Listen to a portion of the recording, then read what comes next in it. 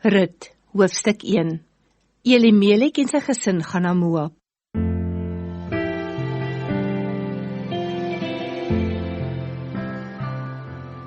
In die tyd toe die rigters in Israel opgetree het, het 'n man uit Bethlehem in Juda uit die land weggetrek omdat daar 'n swaar hongersnood in die land was.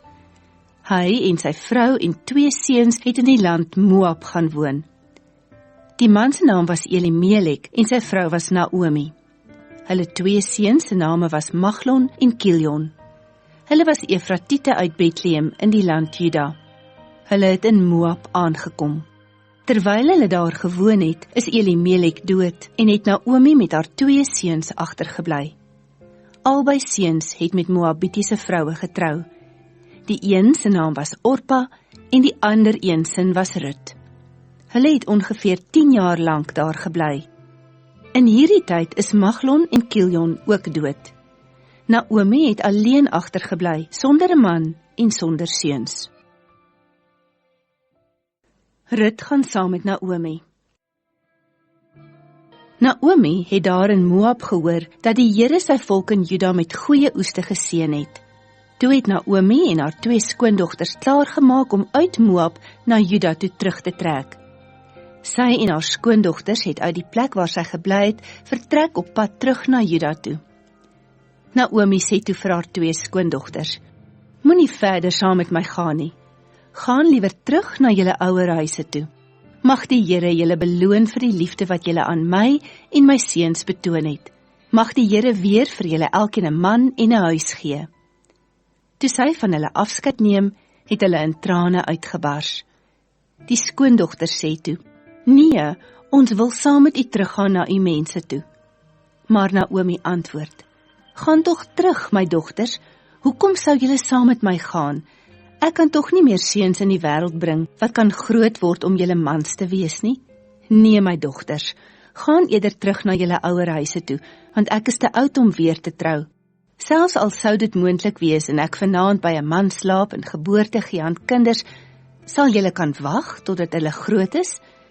Sal julle tot dan toe ongetroud kan bly? Natuurlik nie, my dogters. Dit is vir my baie swaarder as vir julle, want die Here het baie swaar kry oor my laat kom." Die skoondogters het weer begin huil. Orpa het van haar skoonma afskeid geneem, maar Rut wou nie gaan nie. "Kyk," sê Naomi vir haar, "jou skoonsister het teruggegaan na haar mense en na haar gode toe. Gaan jy nou ook maar saam met haar terug?" Maar Rut antwoord: "Moenie my probeer ooreed om van ma af weg te gaan nie. Waarheen u ook al gaan, sal ek gaan. Waar u gaan woon, sal ek ook woon. Ma se mense is ook my mense. U God is ook my God.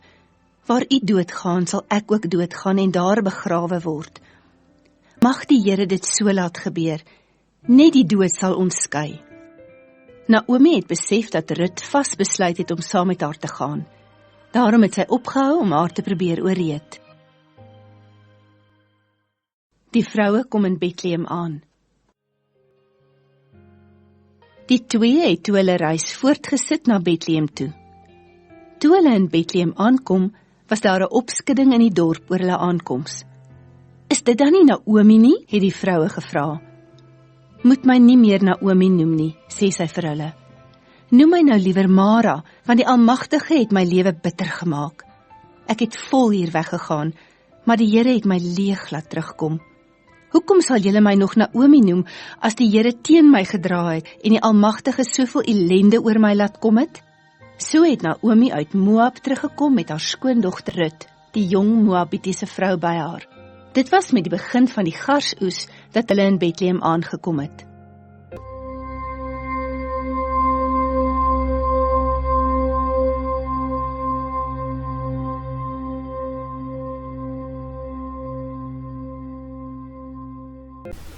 Tot sover.